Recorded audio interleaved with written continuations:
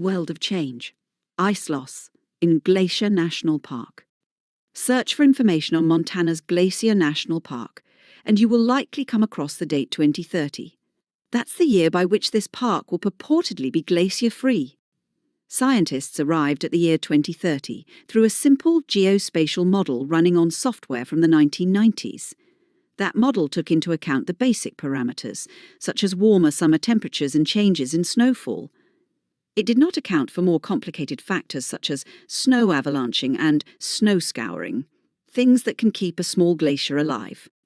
But despite its simplicity, the model painted an accurate, if broad, picture of the situation. The shrinking of the ice in Glacier National Park is real and happening fast. People focus too much on the date, but the basic story is still true, said Daniel Faygray, a research ecologist for the Northern Rocky Mountain Science Center of the U.S. Geological Survey, USGS. These glaciers will be more or less gone in the next several decades. In 1850, there were about 150 documented glaciers in this area of the Rocky Mountains.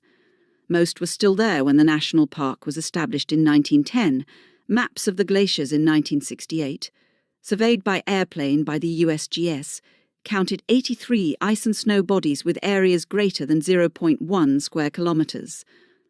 Today, the number of ice bodies is 25. Photographs and ground-based surveys have played an important role in tracking the park's glaciers. These are not behemoths like Jakobshavn Glacier in Greenland or Columbia Glacier in Alaska, so change here is not quite as obvious in satellite imagery. But the change is still apparent.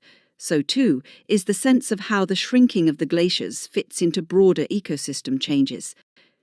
This series of false colour satellite images chronicles change in the park about every 5 years between 1984 and 2015.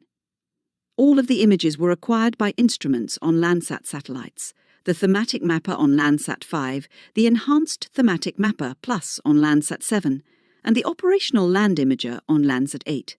Each image was acquired in late summer or early fall to reduce the amount of seasonal snow in the scenes. It is possible for some seasonal snow to persist into August, but most of the blue colour in these images is permanent snow and ice. The scenes show just a portion of the park's full extent, which spans 4,100 square kilometres, 1,583 square miles, in northwestern Montana. The area shown is the central portion of the park, extending from the Lake MacDonald area west to the Street, Mary area east. The southern portion of the image shows the Blackfoot-Jackson Glacier Basin, an area of the park that contains the largest concentration of glaciers.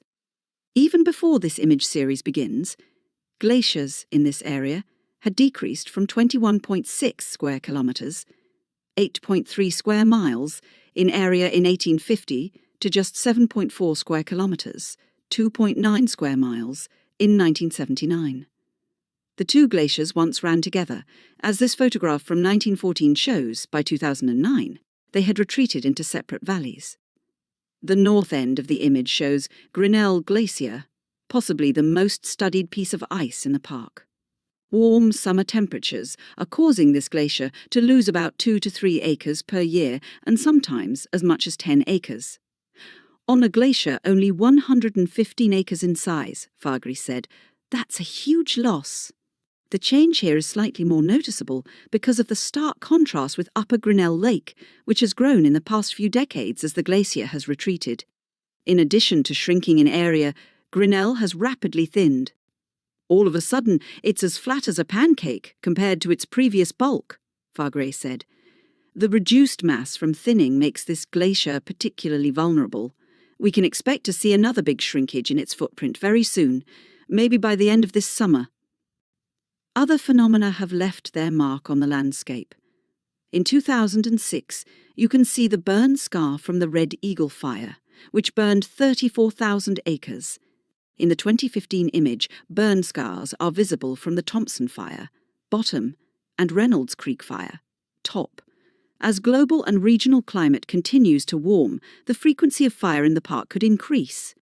For now, the clearest reflection of climate change is the ice. Year-to-year weather variations matter somewhat, but most of the loss is a response to decadal trends in warming. As we approach 2030, most of these glaciers will be small, insignificant lumps of ice on the landscape, Faghri said.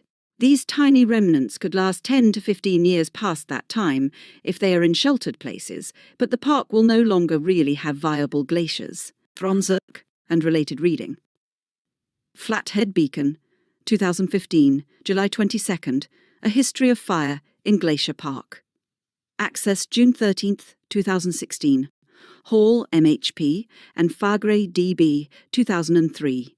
Modelled climate-induced glacier change in Glacier National Park, 1850 to 2100. Bioscience, 53 131 to 140. NASA Earth Observatory 2015, July 23rd, Fire and Burn Scar in Glacier National Park. NASA Earth Observatory 2004, June 22nd, Sizing Up the Earth's Glaciers. NASA Earth Observatory 2003, July 29th, Wildfires in Glacier National Park and Alberta. National Park Service 2016, Glacier National Park, Crown of the Continent. Accessed June 13th, 2016. National Park Service, 2016, Glacier National Park, Glacier's Glacial Features. Accessed June 13, 2016. NBC News, 2010, April 7th, Glacier National Park loses 2 more. Accessed June 13, 2016. The New York Times, 2014, November 22nd, Climate change threatens to strip the identity of Glacier National Park.